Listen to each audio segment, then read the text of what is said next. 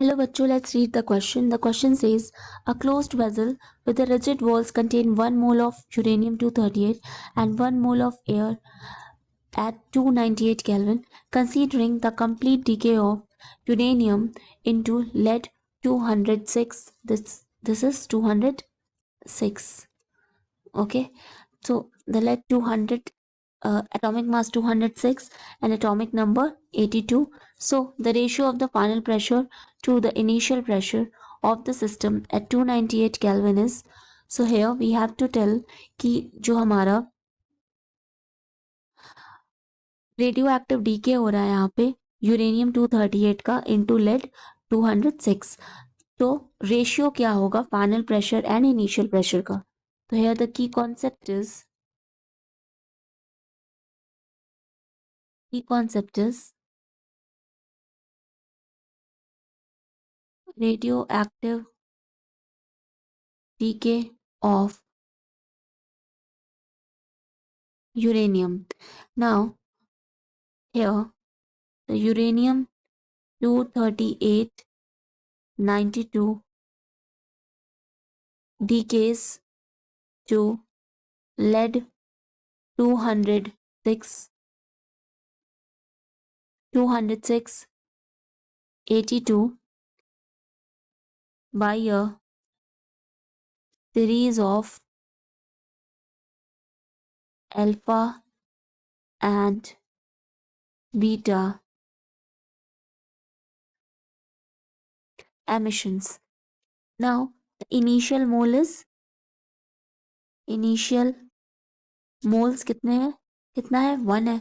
तो अगर हम रिएक्शन देखें तो यूरेनियम 238, ठीक है, एटॉमिक नंबर 92, इसका क्या हो रहा है डीके हो रहा है into lead 206 82 plus alpha and beta, क्या हो रहा है अल्फा एंड बीटा एमिशन हो रहा है. तो अल्फा पार्टिकल हमारा होता है हीलियम, ठीक है, हीलियम एटम.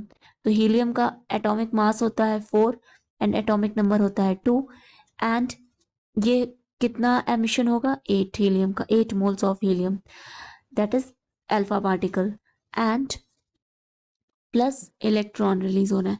तो जो इलेक्ट्रॉन्स हैं कितने 6 इलेक्ट्रॉन्स हो रहे हैं. एंड इलेक्ट्रॉन का एटॉमिक नंबर होता है -1, मास कुछ होगा नहीं, ठीक है. अब यहाँ पर हम एटॉमिक नंबर देखें तो ये कितना है 2 हीलियम है एंड 8 मोल्स है, यानी 8 टू जा 16 एंड 6 इलेक्ट्रॉन्स निकल रहे हैं. तो 16 में से 6 हटा देंगे तो आएगा 10 एंड 10 प्लस 82 हो जाएगा हमारा 92. इट मीन्स हमारा एटॉमिक नंबर करेक्ट है.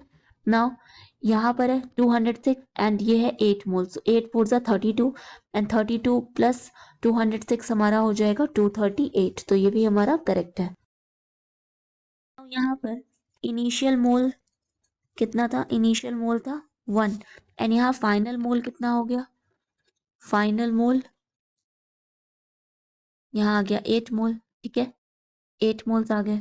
तो now total moles after decomposition, total moles after decomposition ये हो जाएगा 8 प्लस 1 दैट इज 9 मोल्स, ठीक है. 1 कहाँ से आया, एक्चुअली इनिशियली केवल एयर प्रेजेंट थी, ठीक है, और इनिशियल नंबर ऑफ मोल्स हमारे 1 मोल थे. तो जो फाइनल नंबर ऑफ मोल्स होगा गैसियस सब्सटेंसेस का, ठीक है, तो final number of moles of gaseous substances जो हो जाएगा वो 1 मोल ऑफ एयर लेंगे एंड 8 मोल ऑफ हीलियम, ठीक है, 8 मोल ऑफ हमारा हीलियम. तो टोटल नंबर ऑफ मोल्स जो हो गए आफ्टर डिकम्पोजिशन वो हो गए 9 moles.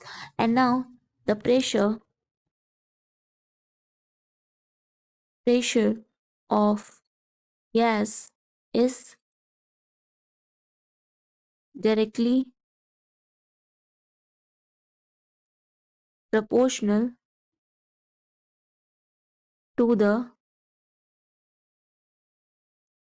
number of moles of gas, number of moles of gas. So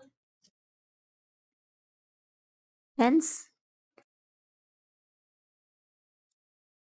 the ratio of final pressure to the initial pressure of the system at 298 Kelvin is is 9 is to 1, क्योंकि pressure of gas is directly proportional to the number of moles of gas। तो initial और final का पूछ रहा था, तो initial moles हमारे कितने थे? इनिशियल मोल थे 1 मोल, तो इनिशियल प्रेशर भी हमारा हो जाएगा 1 एंड फाइनल हमारा हो गया 9 मोल्स। ठीक है, अभी हमने देखा कि टोटल नंबर ऑफ मोल्स कितने हो गए 9 मोल्स, तो प्रेशर फाइनल प्रेशर भी हो गया 9 मोल्स। तो जो हमारा फाइनली जो रेशियो आया वो हो गया 9:1। So here